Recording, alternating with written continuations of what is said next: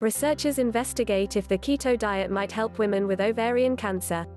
The trendy and sometimes controversial keto diet has become popular, with many hoping to shed weight while eating foods like bacon and eggs. Initially, the diet, which is high in protein and low in carbs, was developed to help epilepsy patients in the 1920s. Now, nearly a century later, researchers are looking to see if the diet can have other medical purposes, like helping improve the health of cancer patients. Researchers from the University of Alabama at Birmingham are investigating if the diet can help women with ovarian or endometrial cancer lose more body fat and reduce their insulin levels. What did the study find?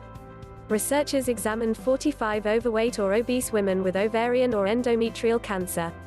They were randomly assigned to either the ketogenic diet or the American Cancer Society recommended diet, which is a moderate to high carbohydrate, high fiber and low fat diet. Compared to those who followed a low-fat diet recommended by the American Cancer Society (ACS), women with cancer who stayed on the keto plan for 12 weeks shed more body fat and had lower insulin levels. The research trusted source was published in Journal of Nutrition. But the experts caution that positive weight loss in cancer patients doesn't mean that the diet is a treatment for the disease. How can keto help? The keto diet limits carbs, which are known to increase glucose and insulin. It forces the body to burn fat as fuel. Some of the fat is converted to ketones, which are used by the brain and many other tissues as another type of fuel.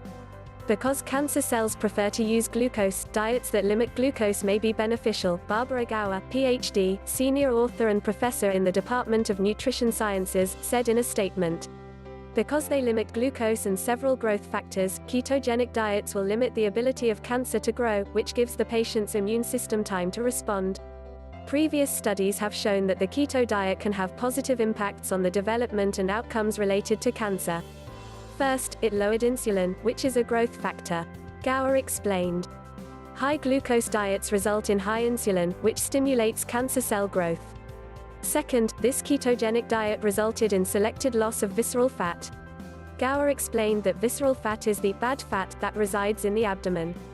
Having this visceral fat is associated with elevated risk for cancer and diabetes. Gower said the team also noted that patients with higher ketones had lower levels of IGF-1. IGF-1 is also a growth factor that stimulates cancer cells. The study authors want to continue the research to see if the keto diet has impacts on cancer treatments. Cancer fighting keto? Not so fast. Carolyn Lammersfield, Road, Vice President of Integrative Medicine for the Cancer Treatment Centers of America, said that the research on using the keto diet to help cancer patients does not suggest that the keto diet should be routinely recommended outside of a clinical trial setting for any type of cancer or treatment. This study did not evaluate the impact of the diet on cancer outcomes, she warned. As for why the one group lost more weight, Lammersfield said it is possible that the ketogenic diet resulted in lower calorie intake than the ACS diet due to the elimination of a significant number of foods. It is also possible that the metabolic effects of the ketogenic diet contributed to greater fat loss, Lammersfield noted. Lee Tracy, Road, a dietitian and certified diabetes educator at the Center for Endocrinology at Mercy Medical Center in Baltimore, also advised people to remember that the study did not focus on whether or not the keto diet prevented or inhibited cancer growth, only on changes to the body, including the fact that the diet reduced that patient's central body fat, improved insulin levels, and improved lean body mass. While it's possible that adhering to the keto diet on a short term may lower body fat, more research is needed to look at the long-term effects of following the ketogenic diet. Dr. J. Michael Gonzalez Campoy, Medical Director and CEO of the Minnesota Center for Obesity, Metabolism, and Endocrinology, said that long-term nutritional eating plans, not diets, are better suited to help patients. Though he admits weight loss can help people with estrogen-sensitive cancers, he said that the keto diet only offers temporary weight loss results.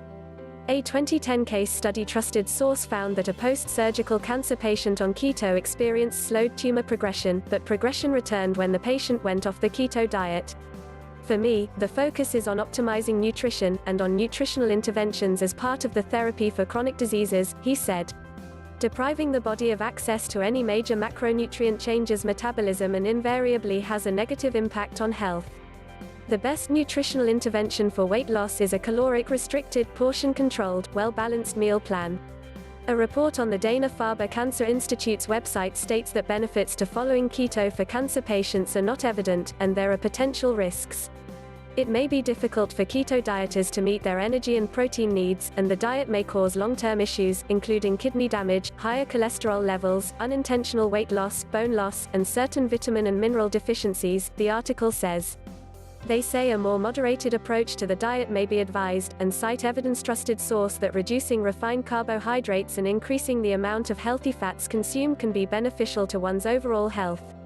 The bottom line: the keto diet helped women with ovarian cancer or endometrial lower insulin levels and lose weight. Researchers speculate that the keto diet will help deprive cancer cells of the glucose they use to thrive, and help improve the health of the cancer patient.